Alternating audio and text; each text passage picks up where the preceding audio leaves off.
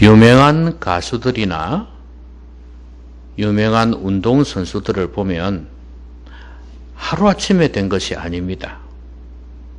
무명 시절을 거치고 이런저런 경험을 많이 해가지고 오랜 시간 뒤에 유명한 사람이 되는 것입니다. 이 유럽에서 뛰고 있는 손흥민 선수, 세계적인 선수입니다.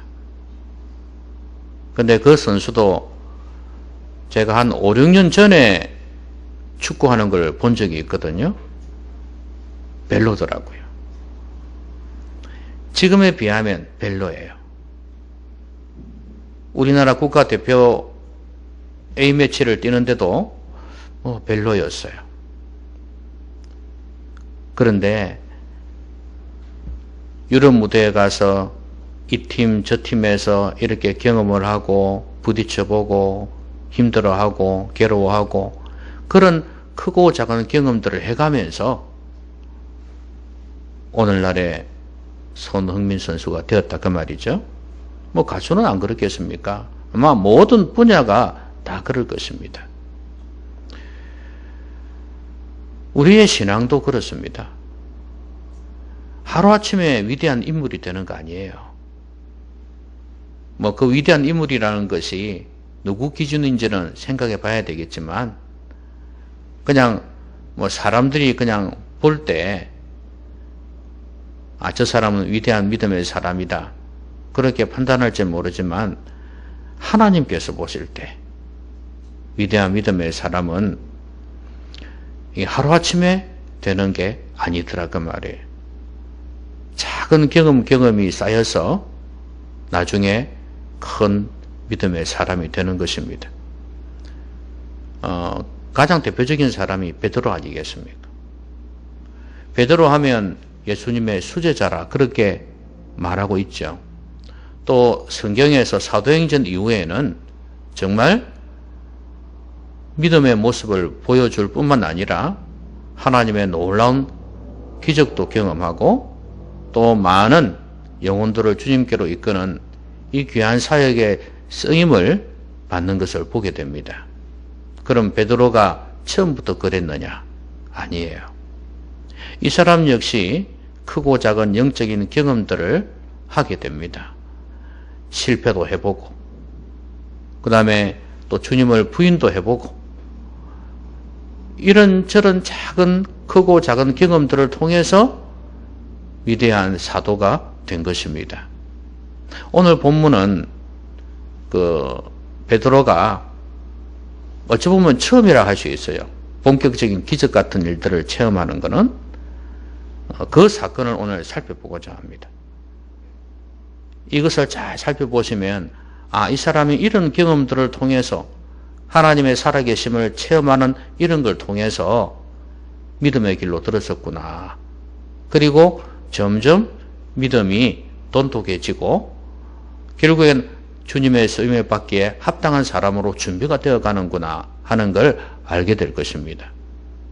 작은 경험이 참 중요해요. 그런데 중요한 것은 우리의 삶 속에서도 이런 작은 경험들이 있어야 되거든요.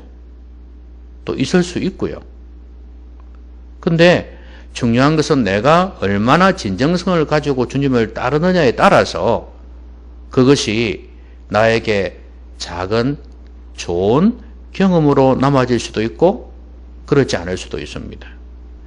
왜냐하면 똑같은 일들이 이루어져도 내가 하나님 앞에 간절히 기도하고 내가 하나님으로부터 뭔가를 받기 위한 그런 게 아니라 내가 주님 위해 살겠다는 마음으로 간절히 기도하게 될 때 그때 하나님께서 나에게 응답해 주실 때 그걸 응답으로 깨달아요. 그런데 그렇지 않은 사람은 내가 한 10개를 원했는데 2개밖에 안 준다. 그러면 하나님께서 응답하신 줄로 생각하지를 않습니다. 우연히 어쩌다 보니까 그렇게 된 거겠지. 그렇게 생각해요. 또 설령 하나님이 주신 걸 알았다 할지라도 더 큰 욕심이 있기 때문에 인정을 하기가 싫은 것입니다.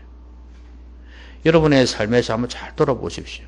하나님께서 과연 나에게 응답해 주지 않으셨는지, 나에게 역사해 주지 않으셨는지, 그걸 잘 생각해 보시면, 하나님께서 나에게 베푸신 것도 참 많구나 하는 것을 알게 될 것입니다.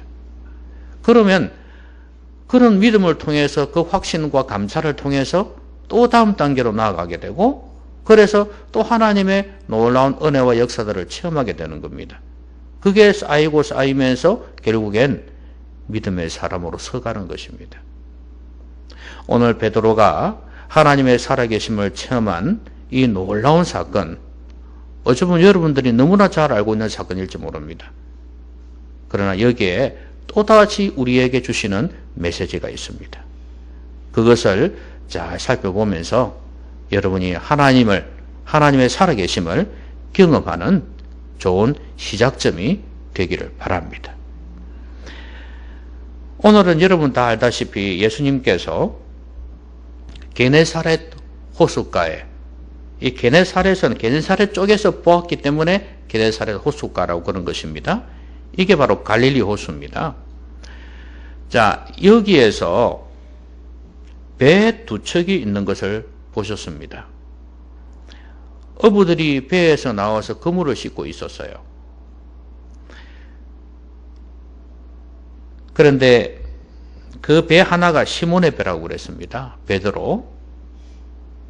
그런데 예수님께서 그걸 보시고 한 배에 오르셨습니다.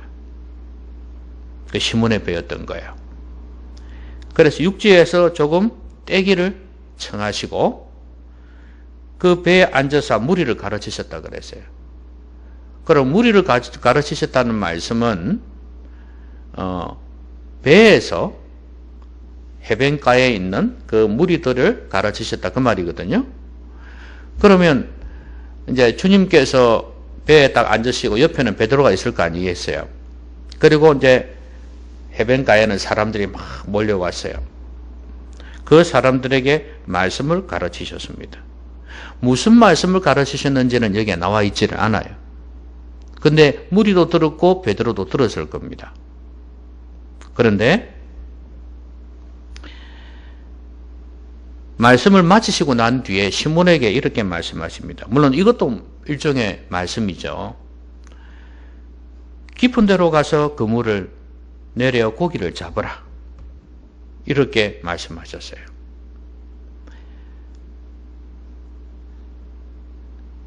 지난밤에 허탕을 치고 들어왔습니다. 그런데 또 나가라는 거예요. 시몬이 바닷가에서 살았기 때문에 거기에서 잔뼈가 굵었기 때문에 지금 가면 고기가 없다는 걸 누구보다 잘 알고 있습니다. 그럼에도 불구하고 가라고 했기 때문에 순종을 합니다. 선생님이요, 우리들이 밤이 새도록 수고하였을 때 잡은 것이 없지만은 말씀에 의지하여 내가 그물을 내리리이다. 여러분, 하나님의 살아계심을 체험하는 것은 말씀에서 출발합니다. 제일 먼저 말씀에서 출발해요.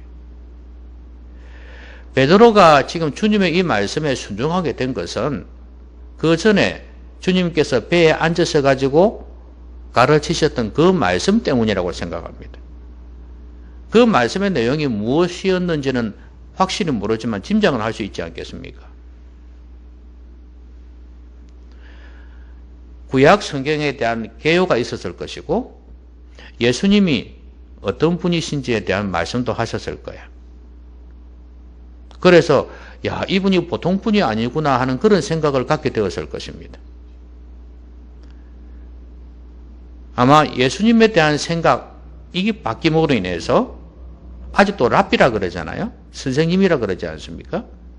그런 걸 보면 야, 이분은 진짜 보통 분이 아니다. 랍비 중에서도 보통 분이 아니다. 여러분,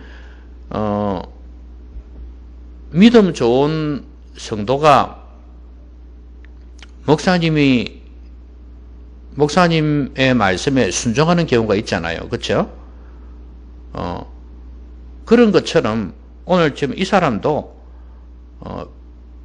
예수님에 대해서 정말 괜찮으신 분이다. 보통 분하고 다르다.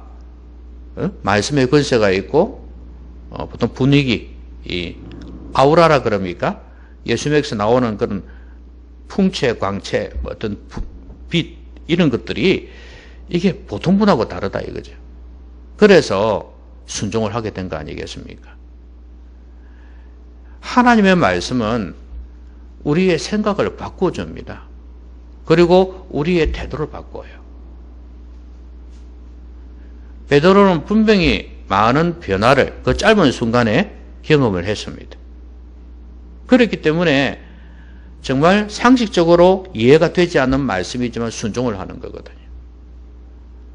여러분, 하나님의 살아계심을, 하나님의 일하심을 체험하는 것은 여기에서부터 출발합니다. 내 생각이 옳은 것 같아도, 내 판단이 옳은 것 같아도 하나님 말씀 앞에서는 잘못될 수도 있어요. 그런데 사람들은 하나님의 말씀을 너무 소홀히 한단 말이죠. 내가 살아온 경험이고 내 판단, 내 생각을 아주 중요하게 생각해요.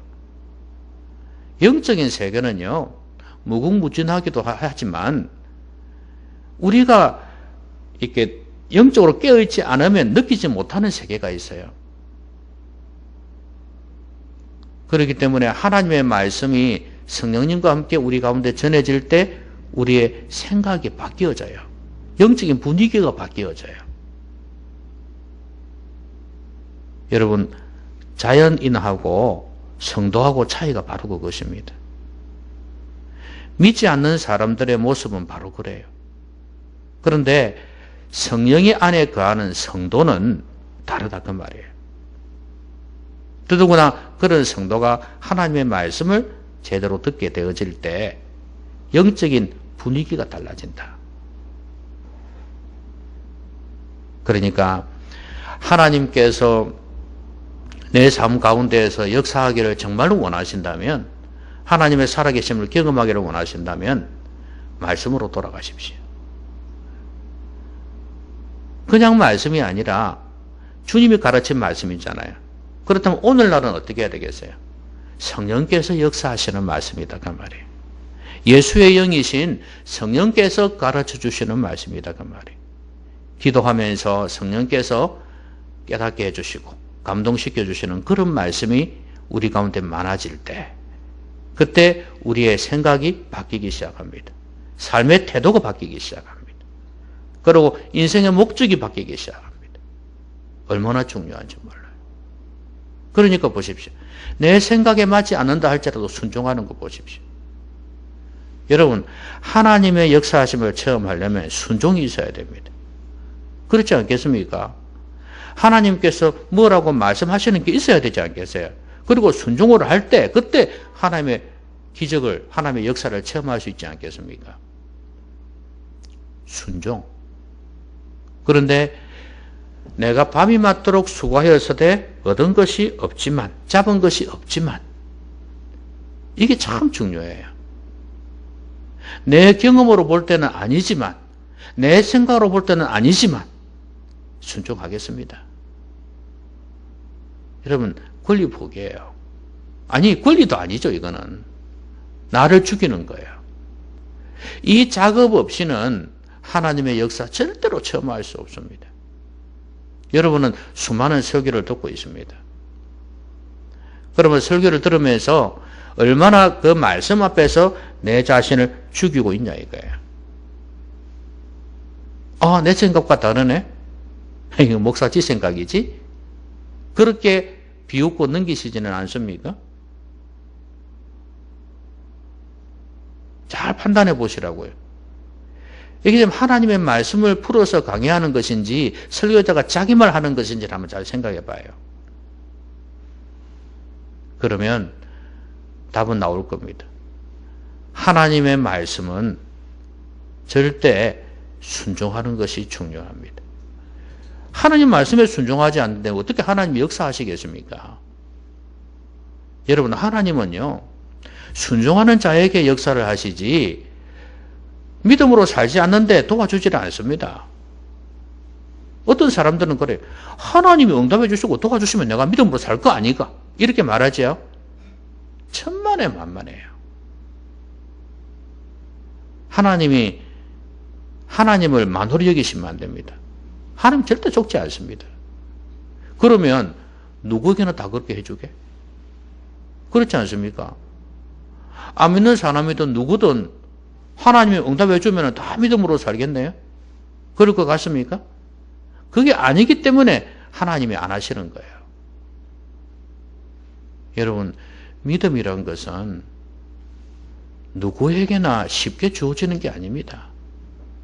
하나님 은혜예요. 그걸 내 마음대로 할 수 있다고 생각하면 안 돼요. 그러니까 내가 먼저 하나님 말씀에 순종하는 자세가 필요하다고 말이에요. 그럴 때 하나님께서 나에게 은혜를 베푸신다고요. 기적의 체험은, 하나님의 살아계심의 체험은 말씀에서 시작합니다.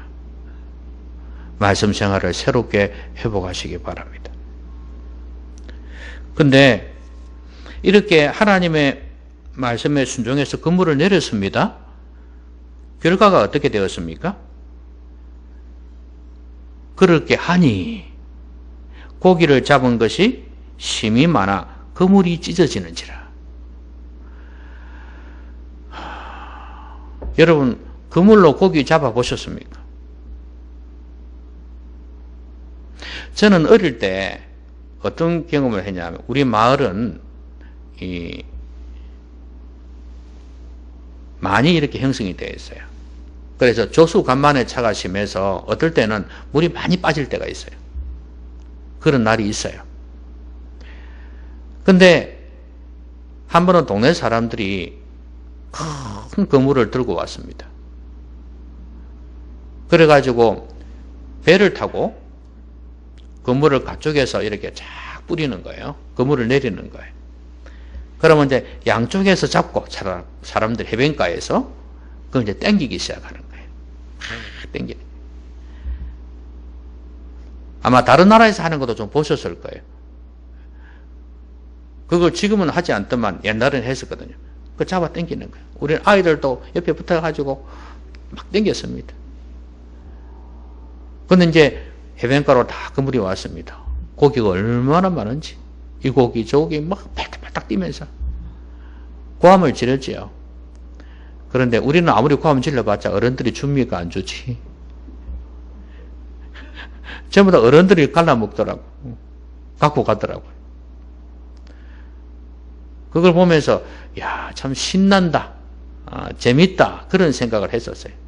아쉬운 건 우리한테 주지 않아서 그렇지만 애들은 가라. 쓸 때는 이용해 먹고 말이죠. 그러게 말입니다.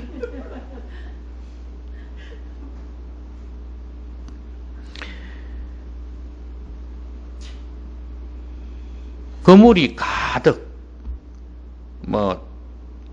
153마리라고 그랬지 않습니까? 다른 구절에는 그렇게 되어 있는데 어쨌든 간에 엄청나게 많습니다. 153마리도 많죠. 이스라엘을 여행해 본 사람들은 베드로 고기라 해가지고 먹어봤다 그러는데 별 맛은 없다 그러더라고요. 그런데 고기가 그래도 어쨌든 간에 손바닥만 이만큼은 되거든요. 그러니까 이게 153마리다. 상당히 많은 거 아니겠습니까? 배가 뭐 그렇게 큰 배도 아니었을 겁니다, 옛날에. 그러니까 배가 가득했다. 153마리도 누가 세는지 모르겠지만 센 사람이 보고 자기가 보고 그냥 자기가 적은 거겠죠. 한쪽만 가지고 이야기했을 수도 있고. 어쨌거나 배가 너무 많이 고기가 많아서 다른 배에 와가지고 도와달라 그랬잖아요. 그러니까 한쪽 배만 세는지 몰라요. 어쨌든 간에 많이는 잡았다는 거예요. 배가 잠기게 되었다 할 정도니까. 저는 153마리 가지고 될까 이 생각도 해보거든요. 그런데 중요한 거는 이렇게 엄청나게 잡고 난 뒤에 시몬 베드로가 보인 반응입니다. 주님 앞에 무릎을 꿇습니다. 아니, 무릎 꿇는 정도가 엎드렸다 그랬어요. 이르되 주여, 이름이 바뀝니다. 호칭이. 랍비여, 선생님이여 그랬는데 이제는 주여로 바뀌었어요. 그리고 나를 떠나소서, 나는 죄인이로소이다. 여러분, 하나님의 살아계심을 체험할 때 뭔가를 얻는다, 고기 많이 잡듯이 말이에요. 뭔가를 얻는다, 얻기 위한다, 얻기 위해서 내가 뭐 하나님을 찾는다, 따른다, 이러면 반쪽짜리도 안 되는 거예요. 이거는 하나님의 일하심을 경험한다는 것, 하나님의 살아계심을 경험한다는 것은 사람이 바뀌는 거예요. 아까 말씀 들으면서 생각이 바뀌고 태도가 바뀐 거는 아주 시작점이에요. 그거는 이제 그야말로 그냥 시작이에요. 본격적으로 이제 바뀌기 시작하는 거예요. 그게 바로 나는 죄인으로소이다. 주님에 대한 인식이 달라지니까 나를 보는 시각도 달라지죠? 그렇죠? 랍비요 했을 때는 이분이 보통 분이 아니구나. 말씀에 순종하면 뭔가 있을 수 있겠구나, 이런 생각했을 거예요. 근데 이번에는 달라요. 주님 이랬어요. 주님. 이거는 정확하게 어떤 의미로 쓰는지는 잘 모르겠어요. 메시아라고 생각하고 했는지, 주님께서 말씀하실 때 분명히 너희들이 기다리고 있는 메시아, 우리가 기다리고 있는 메시아, 그 메시아가 올 것이라는 말씀도 하지 않았을까 싶어요. 그래서 예수님께서 그것을 말씀 우회적으로 하셨더라도 하셨을 가능성이 많은데, 그렇다면 베드로가 그걸 감지했을지도 몰라요. 아니면 선지자, 하나님의 어떤 대언자로 생각하고 주여, 옛날에 구약에 그런 게 많이 있었잖아요. 선지자를 보고 주여 이렇게 한 적이 많이 있었거든요. 아마 그렇게 했을 가능성도 있고요. 정확한 뜻은 몰라요. 그렇지만 그 어느 것이든 간에 이제 단순한 랍비 차원이 아니고 이제 하나님의 보내심을 받은 자라고 지금 느끼고 있는 겁니다. 인식이 달라졌어요. 그리고 나는 죄인입니다. 그러니까 죄인이라고 표현하는 거 아니겠어요? 이거는 아무에게나 할 수 있는 표현이 아니에요. 그러니까 하나님 앞에서 보통 표현하거든요. 이사야 선지자가 그 환상을 보면서 하나님을 배웠음이라 그랬지 않습니까? 그 서랍들이 이렇게 날개를 하면서 이렇게 하나님을 모시고 있던 모습을 보면서 그 화로다 나여 망하게 되었도다. 나는 입술이 부정한 자라. 그러면서 자신의 죄인됨을 발견하잖아요. 그러니까 하나님 앞에 섰을 때 이게 가능해지는 거예요. 그럴 때 내가 죄인됨을 알게 되거든요. 저는 하나님의 살아계심을 체험하는 두 번째가 바로 이거라고 생각합니다. 자신의 죄인됨을 깨닫는 거예요. 사람들은 자신이 죄인인 줄을 몰라요.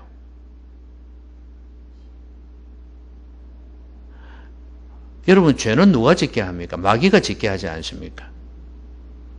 여러분, 우리가 안 믿는 사람들이 생각하듯이 그냥 사람 죽이고 도둑질하고 못된 짓 하는 그런 것만 생각하지 마세요. 우리 안에 하나님의 말씀을 어기는 모든 것이 죄입니다. 이 죄를 짓게 하는 존재는 마귀예요. 그러면 마귀는 안 믿는 사람에게만 역사하냐? 아니거든요. 믿는 우리에게도 역사하지 않습니까? 그렇다면 나도 죄를 지을 수 있다는 걸 인정을 해야죠. 잘못 생각하고 잘못 판단하고 잘못 말할 수 있고 잘못 행동할 수 있다는 걸 인정을 해야 되는 거예요. 근데 그걸 인정 안 하잖아요. 그럼 언제 인정하냐? 베드로처럼 주님 앞에 있을 때, 말씀 앞에 섰을 때, 그때 우리는 깨닫게 되어지는 거예요. 우리는 베드로처럼 진정성 있는 모습으로, 진실한 모습으로 말씀 앞에 서야 되고 주님 앞에서 살아야 되는 거예요. 주님 앞에서 사는 사람은 늘 자신을 돌아보지 않을 수가 없습니다. 제가 어제 옛날에 가르친 학생이 있었거든요. 이 학생이 진짜 실업계 정말 안 좋은 실업계 갔어요. 바닥. 아버지 어머니가 이혼하고. 그래서 이 아이를 제가 맡아가지고, 그 가해죠, 가해. 해가지고, 참, 사람을 잡아주었습니다. 탈선하지 않도록 지켜주고. 애가 참 잘 컸어요. 그래서 실업계 전형으로 해가지고, 부산에 있는 대학에 갔어요. 전기전자과를 갔죠. 아마 나중에 우리 교회 올지도 모릅니다. 근데 이 친구가 대학 1학기를 하고 군에 갔다가 제대를 했어요. 지난 3월달인가 제대를 했어요. 그래서 어제 한번 만났습니다. 이 애는 제가 전도하려고 마음먹었던 애이기 때문에, 뭐 집은 불교 집안이지만, 그래서 이제 청년들이니까 결혼 이야기도 나오고, 이런저런 이야기가 나와서 이야기하다가 이제 전도를 하려고 마음먹고,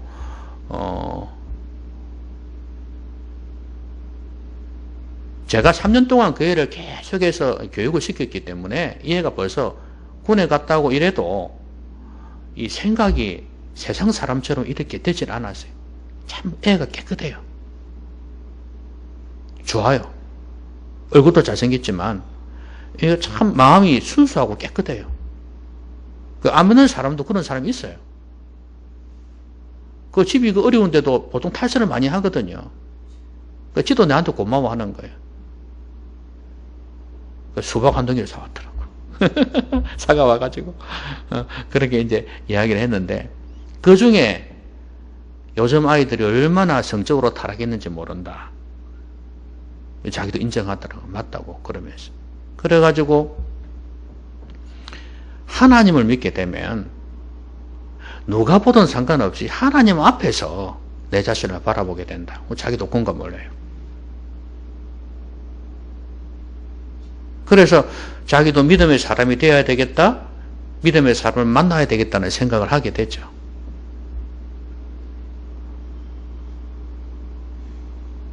여러분도 기도를 많이 해주시기 바랍니다. 그리고 일주일에 한 번씩 만나가지고 성경을 공부하려고 지금 계획을 세워나왔습니다.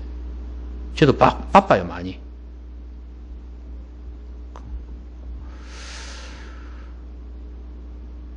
그래서 너무 많은 청년들이 심지어 교회를 다니는 아이들조차도 하나님 앞에서 살지를 못한다는 거예요. 제가 그 이야기도 해줬어요. 교회 다니는 애들도 보면은 진짜 타락한 애들 많다. 하나님이 없다, 하나님이. 나는 종교인들을 경멸한다. 내가 너를 교회 다니라고 교회에 사람 되게 하려고 그러는 게 아니다. 지가 제 성적은 아니까요. 나는 진짜 믿음의 사람을 원한다. 나는 니를 교회로 끌어들이기 위해서 그래. 제도 안에 끌어들이기 위해서가 아니고 믿음의 사람 되게 하기 위해서 니한테 이런 권면하고 말씀도 공부하려고 한다. 자기가 알더라고요. 하나님 앞에서 사는 사람이 돼야 안 되겠냐. 나는 네가 그런 사람 만나기를 원한다. 니도 그런 사람이 되고 자기가 딱 고개를 끄덕끄덕하면서 그렇게 받아들이더라고요.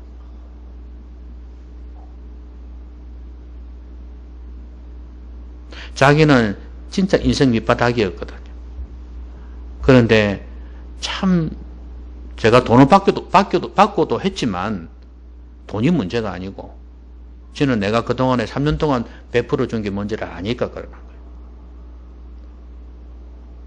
하나님 앞에서 산다는 것이 뭔지를 자신도 알아요, 이제. 여러분, 성도는요, 하나님 앞에서 사는 사람이 되어야 됩니다. 그래야 내 자신을 정확하게 볼 수 있어요. 교회 다닌다고 해서 하나님 앞에 사는 거 아니에요. 늘 말씀 앞에서 내 자신을 비추어보고 말씀 들을 때마다 나는 어떤가를 돌아보고 겸손하게 그래야 돼요. 내가 지금 제대로 잘 살고 있는가? 아, 내가 이런 게 죄구나 하는 것을 깨닫게 되어질 때 그때 우리는 하나님 앞에서 하나님의 살아계심을 체험하는구나 그렇게 생각하시면 됩니다. 뭔가를 한 개 얻는다 이거는요, 고기 뭐 잡아서 얻는다 이거는 아주 초보 수준이에요. 초보 수준. 예? 내 죄인됨을 깨닫는 이것만큼 큰 은혜가 없다 그 말이에요. 이게 바로 하나님의 살아계심 체험하는 거예요. 세속적이고 물질주의적인 그런 사람들은 이 가치를 모릅니다. 죄인됨을 깨닫는 거. 이게 얼마나 귀한지 모릅니다.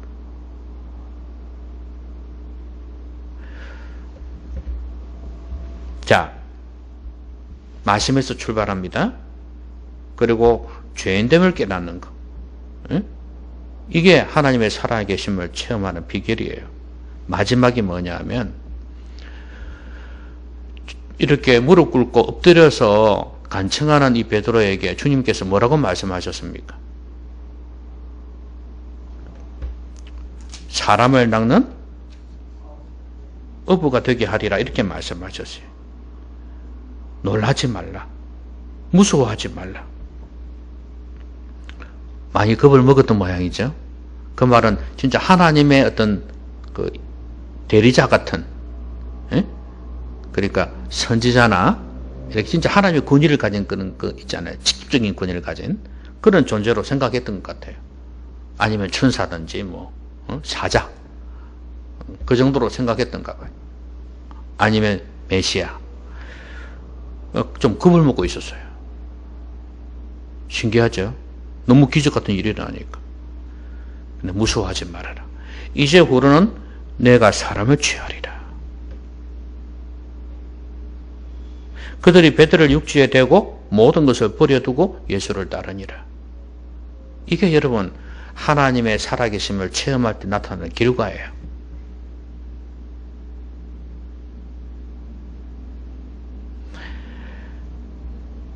모든 것을 버려두고 주님을 따랐다? 이거 참 쉽지 않은 이야기입니다.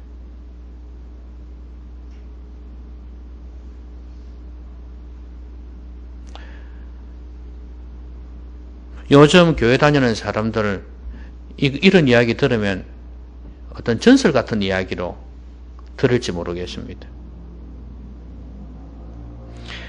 우선순위를 하나님께 두고 있습니다. 하나님께 쓰임받는 사람이 되고 있어요. 여러분 이게 바로 하나님의 살아계심을 체험하는 거예요. 뭐 하는 거야? 좀 돈 벌어야지. 돈 벌어서 사람들한테 도와주면 되잖아. 그거는 다른 사람이 할 거고 너는 그만두고 나를 따르라 이거예요. 너는 고기를 낚는 사람이 아니고 사람을 낚는 사람이 되어라. 이렇게 말씀하시는 거예요. 오늘날 목회자가 된다는 거, 또 뭐 선교사가 된다는 거, 이거는 어떤 면에서 이런 모습이에요. 다 버려두고 따르는 거거든요. 세상에 좋은 직장에 취직할 수 있지만 안 하고, 돈 벌 수 있지만 안 벌고, 여기로 뛰어드는 거거든요. 그런데 이렇게 안 되는 이유가 뭔지 아십니까? 앞에 두 개가 안 되니까 그래요. 요즘은 갈수록 신학생이 줄어든다 그러거든요. 힘드니까. 그리고 교수들이 하는 말이 그래요. 질 좋은, 진짜 좋은 믿음의 사람들보다도 취직 못하고 그러니까 그냥 어떤 그것을 직업으로 생각하는 사람들이 많이 들어온대요. 그래서 공문을 보내왔더라고요. 각 교회마다. 진짜 좋은 믿음의 사람 보내달라. 근데 이 두 개가 안 되면, 앞에 두 개가 안 되면 세 번째도 안 되는 거예요. 하나님의 말씀을 통해서 자신의 태도와 생각이 바뀌지 않은 이상, 그리고 말씀을 순종해서 하나님께서 진짜 살아계시는구나를 경험하지 못한다면, 그리고 내가 하나님 앞에서 죄인이라는 것을 깨닫지 못한다면 그물을 버려두고 주님 따르는 것은 불가능합니다. 그래서 주님께서 이런 말씀하셨어요. 나를 따르고자 할 때 뒤를 쟁기를 잡고 뒤를 돌아보면은 나에게 합당하지 않다 그랬어요. 그리고 제자에 대해서 말씀하실 때 망대 짓는 거하고 비교를 했거든요. 망대를 지을 때 돈이 얼마나 들지 미리 계산을 해보고 지어라. 근데 그렇지 아니하면 짓다가 그만두면은 안 짓는 것보다도 못하다 이렇게 말씀했어요. 적군하고 싸울 때도 마찬가지 아닙니까? 그렇죠? 적군을 헤아려보고 이길 만하다 싶으면 싸워야지. 이기지도 못할 걸 싸워갖고 나중에 다 죽어버리고 그러면 어떻게 되겠냐. 그걸 제자에 대해서 말씀하셨어요. 중간에 돌아서면 그것만큼 비참한 거 없는 거예요.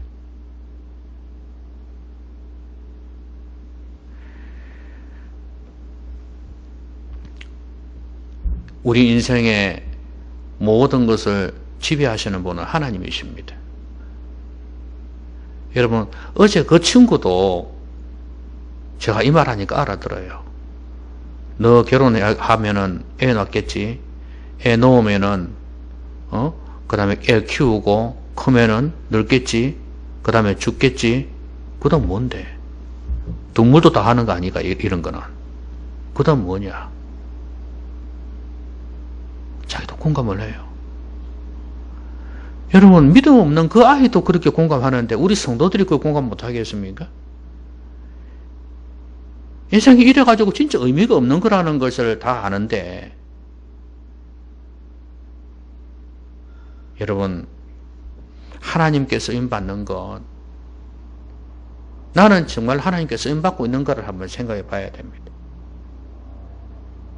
이게 제일 존귀하다는 거 알아야 됩니다. 돈 버는 거 좋아요. 돈 많이 버는 거 좋아요. 출세하는 거 좋아요. 뭘 하든 좋아요. 중요한 건 그러면 나는 과연 하나님께 쓰임받고 있는가? 부르심이 다르니까 직업도 다양할 수 있겠죠. 좋아요. 근데 중요한 건 하나님께서 일반 직업을 가지면 자기 마음대로 살라는 게 아니잖아요. 목회자 이상으로 믿음 있지 않으면요, 세상에서 믿음으로 살 수 없습니다. 하나님께서 쓰임받을 수가 없어요.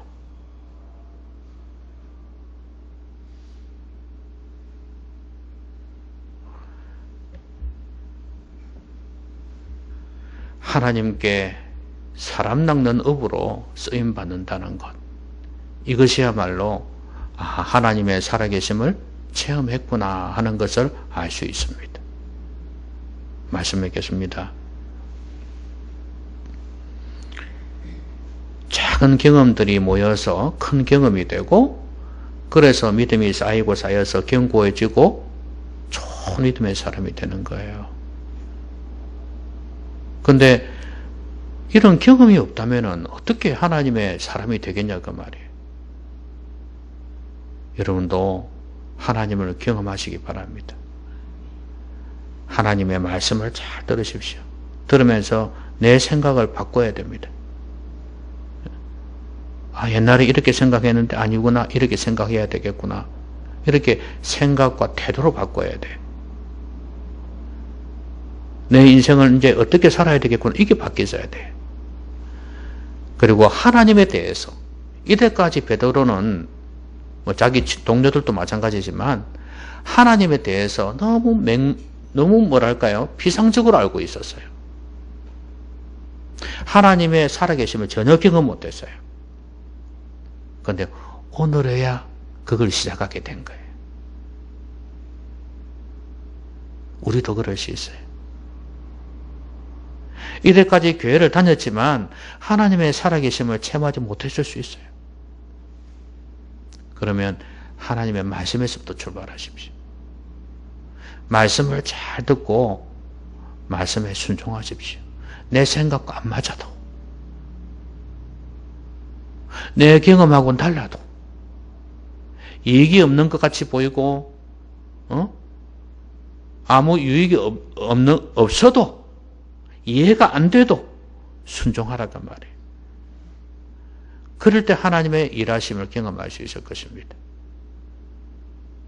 내가 죄인됨을 깨닫는 거, 하나님 앞에 섰을 때, 말씀 앞에 섰을 때 가능한 거예요. 그러면 우리는 하나님의 살아계심을 체험하게 될 겁니다. 그리고 모든 우선순위를 주님께 두고 사람 낚는 업으로 하나님 앞에 존귀하게 쓰임받게 될 거예요.